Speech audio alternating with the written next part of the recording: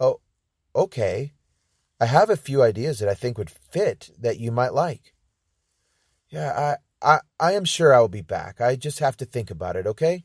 Thank you for your help, Eve. Chapter 8. Eve watched Trinita go with almost a sigh of relief, but at the same time, she was left with a strange, almost longing feeling inside. She didn't understand it, but it was as if her soul tried to reach out to the lady as she left, wanting answers for unknown questions. She shook her head and tried to dismiss it altogether. Just about that time, Jackie came rushing through the door with an apologetic, "I am sorry I am late" look. "Eve, I am so sorry. You wouldn't believe the morning I have had." "Try me," Eve muttered underneath her breath, but at a level where her counterpart could hear. "Hey, did you see that lady who just left out of here?" "No." Jackie shook her head as she set down the few things she brought in with her and started getting her area prepped. There are several people out and about, though. I was in such a rush I didn't even notice. Sorry. Why? No reason. Once outside, Trinita crossed the street. She made her way into a little antique store and found a corner where she could just stop for a moment to catch her breath. She didn't know anything about this young lady, and as a guardian, that wasn't the best position to be in. Not only did she not know anything about the one she was commissioned to guard, she didn't even know why she had been assigned to her. She pulled out her cell phone and dialed it. It was ringing. "Hey, Tree, what's up?" a voice asked on the other end of the signal. "What's up? You tell me, Leah. Who in all the ages do you have me guarding right now? Why? What happened?" Trinita hated Leah when she pulled the "I know more than you" role. "Don't mess with me, Leah, or I will go straight to Nemamia and Gabriel on this one." There was a long pause on the other end of the line, and then Leah spoke. When she did, it was with slight hesitation, but at the same time very strong. "Tree, I know technically Guardians are on the same level as leaders of the Alliance, but don't forget that I would never do anything that would purposely put anyone in harm's way. If you want to take this to the Arch Council, then do so. Right now, her identity is to stay a secret." Trinita took a big gamble, but she had to know if she had truly seen what she thought she had seen. She knew that if the answer was affirmative, then there would be more questions. A lot more, but they would have to wait. "Leah, who's her watcher?" Nothing but silence. She had been correct. She had seen what she thought. How long had it been since she had witnessed the start of a turning? "Tree, you're right. You have a right to know, but right now I can't tell you. All I can say is that if you think you know a little about what is taking place here, then you know the danger she could be in, and also the delicate balance of all of this if the fallen hierarchy discover her. Leah, all I ask is that if I'm going to stick my neck out for something this big, that you don't leave me in the dark. That not only puts me in danger, but also the person I'm guarding." "Understood. I don't know everything yet. Come by the sanctum later and I will let you in on what I do know. I have a feeling that soon I'm going to have to let Troy, Isaiah, and the others know anyway." "Okay. Hey, don't let anything happen to her. You hear me?" "Gotcha, Leah. And by the way, Alfonso." Yes?" Trinita asked, her mouth next to the receiver. "He is her watcher." His hands may be old, but stubbornness would not allow Alfonso to slow down. He had always been on the go, and he truly felt that when it was his time to cross over, he would find plenty of rest at that point. Even at 75 years old, the man could move, sometimes stiffly, but but he could move. His love for people and his attention to detail made his cafe truly a lunch haven for those who did not want any chain restaurants where the customers were rushed through. Most customers were regulars, and many Alfonso had watched grow up. Megan was one of those. Alfonso and Megan had never been as close as what Alfonso and Eve had become, but he had provided a refuge enough times from her abusive mother and had taken on an active role in being there for her as she grew up. Megan slid onto the stool at the counter and leaned her elbows on the countertop, placing her chin on her interlaced fingers. She had awakened not too long prior from a very unrestful sleep when Eve had left her crashed out on her couch. Since she wasn't ready to be alone while awake right now, she had gone back to the sanctuary for restless souls, Alfonso's Cafe. Alfonso could tell that whatever had been bothering Megan this morning when she had stopped by to get coffee for herself and Eve was still eating at her, and now it was eating at her soul. He slid one of the sandwiches he had been making for a customer toward Maria, who knew all too well that he was now off the clock, even though Alfonso didn't need to ever really be on the clock. Okay, what's going on? This morning you rushed in here all disheveled with dark circles under your eyes. And now you're not really here. Meg, I've known you all your life, and I know right now whatever's going on is cutting deep. Let's talk. You'll think I'm crazy. Maybe I am. I don't know. Let's go. He motioned toward the back of the cafe and to the booth.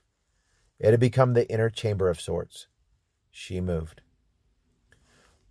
What happened, Alfonso, when things that go bump in the night stop bumping and start consuming? Alfonso's eyes didn't move from her. He had known it from the moment she had walked in this morning that this was something big, but he didn't know how or what. What is it, Megan? Alfonso's voice became more stern in alarm.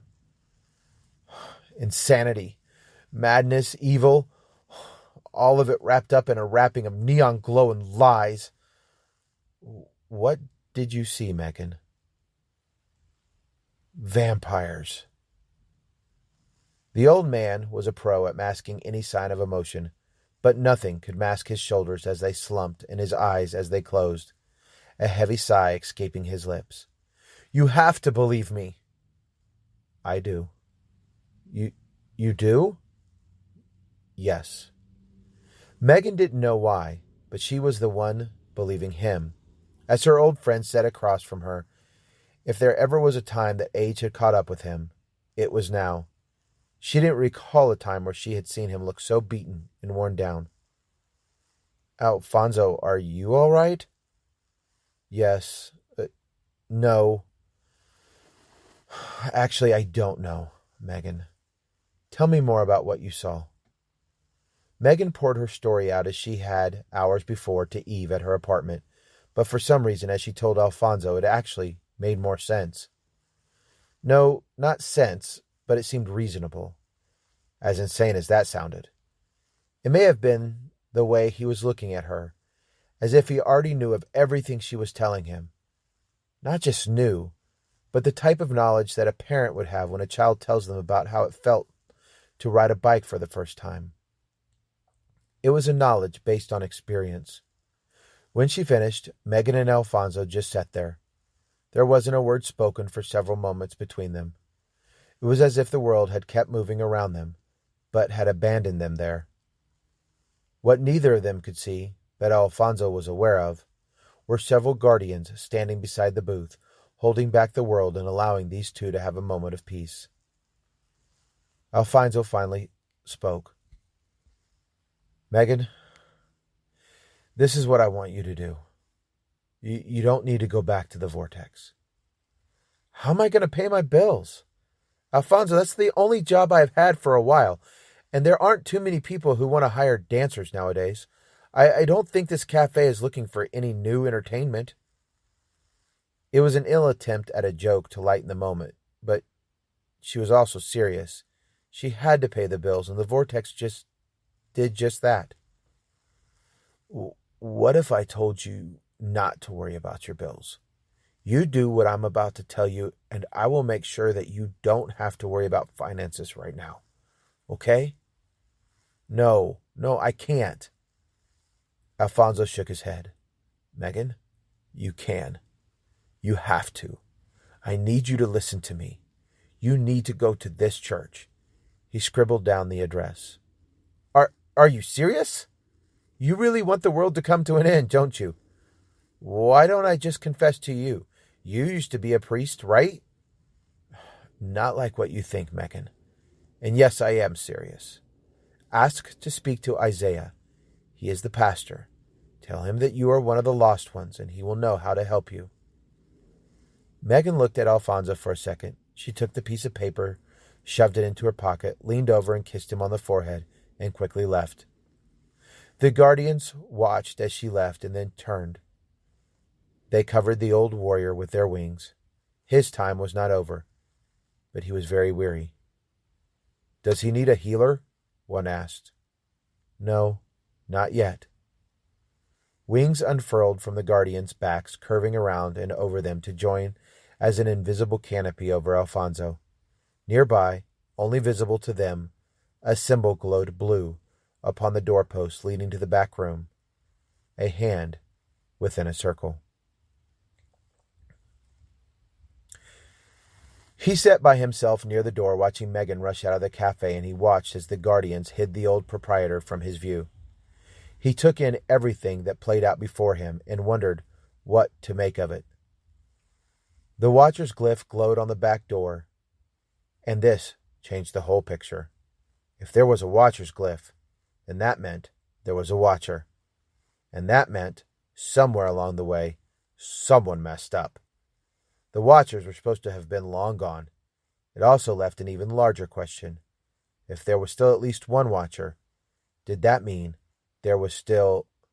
Sir, can I get you something now? It was Maria asking him if he was going to order anything for lunch. No, thank you, ma'am. I actually was waiting for someone. I just found out that they're not going to be able to make it. I don't mean to pry, but weren't you in here the other evening? You were in here talking to Eve, right? Kadar looked up at her with a smile. Actually, I was. You have a really good memory. Maria did her best not to blush, but this guy truly was captivating, and it seemed he could just reach in and play the soul strings. I hadn't seen you around here except the other night. Are you new to the area? You can say that. I'm actually here temporarily for some business. Well, I'm sorry that your lunch meeting didn't work out, but we do look forward to seeing you in here while you are around. If there's anything we can do, please let us know. Kadar flashed a big smile and reached out and touched her hand. Thank you. One thing, I love small historical facts that most people wouldn't know. Could you tell me how long this cafe has been here, and what did the proprietor do before he opened the cafe? Maria sat down for a second across from him. Well, the cafe's been here for about 20 years or a little more. As for Alfonso, I really don't know what he did before this. She stopped for a moment, trying to recall the memory, if she had ever heard anything. I know he's traveled a lot, like to Italy, Maria answered as she swept her hand toward the framed photographs on the walls. But I really don't know much more what he did. I overheard someone once say something about him being a priest or a preacher, something like that. I don't know for sure. A priest? Well, I've got to get to some of the other customers. She smiled once again at him and wondered why Eve got so bugged out over him the other night. He nodded at her as she left, and he shifted back in his seat. He was certain of one thing, what it was that Alfonso did before, and maybe even while he was running a cafe. Now I wonder who else knows about this. And does Ariok know? He thought to himself.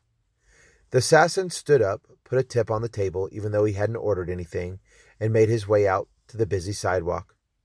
There was more out there to figure out, and he needed to make sure he wasn't surprised by anything else.